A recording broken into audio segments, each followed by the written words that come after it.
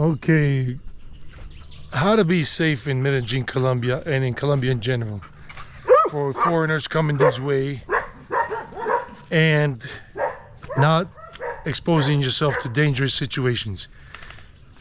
My name is Eddie, and this is Eddie Toro, because my name is Eddie Toro. So welcome back, or welcome for the first time. Look, when you guys come here and you're going to an ATM machine, a cash machine, you have to be really aware of your surroundings, because if you go to a street ATM that is on the street, like a little pigeonhole, and donkeys are loud sometimes, you have to be careful, because there are some lookouts in certain areas, because they know foreigners or locals go to withdraw money from those ATMs, and usually those locals are well-to-do people, you know, middle class. So they're watching out to see if you're withdrawing, making more than one withdrawal. So it's better that you just go to a mall, a shopping center, or if there are some banks where the ATM is inside the bank, not like on the outside of the bank, like a little pigeonhole, kind of like a little hole in the wall kind of thing. It's better inside the bank, but it's better that you go to a mall, because the lookouts will be, you know, observing to see who's taking out a lot of money and then intercept. They work with other people, they network with other criminals. Also, if you are going to nightclubs or bars, you have to be careful with your drink, because you can be very unsuspecting, because this doesn't happen normally in the US, you know, very developed countries, or Canada or England or France, Germany, whatever. This doesn't normally take place. But in a place like Colombia, locals have been scoped, meaning they got scopolamine, like however they came across it, or they got slipped some kind of drug into their drink. A drug was slipped into the drink, and then they're easy pickings, and then you can fall prey to one of those types of traps.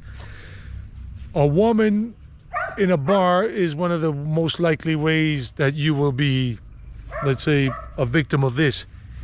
And don't take a woman back to you that you meet at a bar or a nightclub back to your room, to your hotel or your Airbnb, because it's not a thing. It's not that easy. They're looking for you guys as victims in those places in El Poblado, Laureles, which is where foreigners, digital nomads, travelers normally go and hang out and party.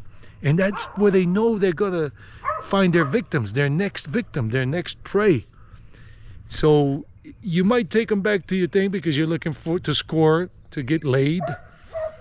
But then that woman might slip you a drug, or you're pretty tipsy, and then she'll just give you something that'll make you stupid. And then they'll rob you clean. They'll take your credit card, your debit cards, probably even your passport, your iPhone, and stuff like that. So be careful with that. It's possible. It can happen to anybody. I'm not saying it's going to be 100%, but that's where they're looking for you guys. Laureles, like La Setenta, or those bars around Laureles, or Poblado, Provenza, Geras Park. Oh, definitely. Another thing is, don't go calling unnecessary attention onto yourselves by wearing like gold chains, gold bracelets, a gold ring, and you're flashing your iPhone around. That's a very expensive item that they would definitely love to steal from you. And they can probably come up to you with a gun or a knife and say, yo, give me your phone. Give it up. You were stupid enough to be flashing it around. If you come to a country like Colombia, carry a cheaper phone with you that you know you can easily part ways with in case you are a victim of a robbery. And don't carry your cards and everything with you when you're on the street. Just carry a piece of ID, your driver's license. Leave your passport back at the hotel room in a safety deposit box, whatever, safe if they have it in one of those hotel rooms. but you're pretty safe in general around here. What else can I tell you guys about being safe?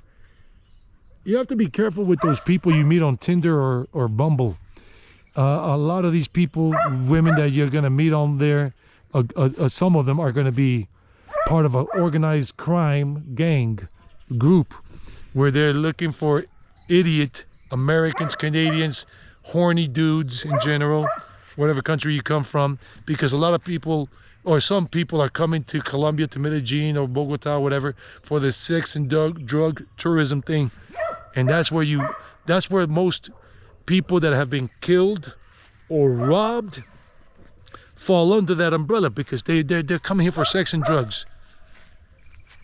And then you're gonna fall victim. I mean, most travelers that come to Colombia that are not into the sex and drug tourism stuff are never really gonna be victims of that, unless they're just in the wrong place at the wrong time and did something stupid.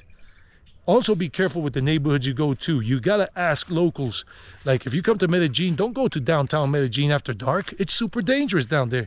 Even locals don't go that are smart about it. Middle class people and upper class people. Or you don't go to those low income neighborhoods like Moravia or Paris or 12 de Octubre or San Javier after dark. Comuna 13 after dark. Even the locals say, no, we close up shop at 7 p.m. Game over, go home. So these are things that you gotta be careful with. And use Uber, use DD or in-driver apps to catch a cab. It's pretty safe compared to catching a yellow cab on the street, because some of these cab drivers are former criminals, or they're still criminals. What am I talking about? Criminal continues being a criminal, and the ones that want to give up the life of crime and do something good, that's different. But it's not safe for foreigners because you stick out like a sore thumb. And I'm a foreigner too, but I blend in a little more these days. But still, people say, yeah, you're a foreigner, right? But I'm not as obvious as other foreigners. That's it. That's all I want to tell you guys. I hope you take good care of yourself. Colombia is a great country to visit. It's not everybody's wow, but I love it. And that's it.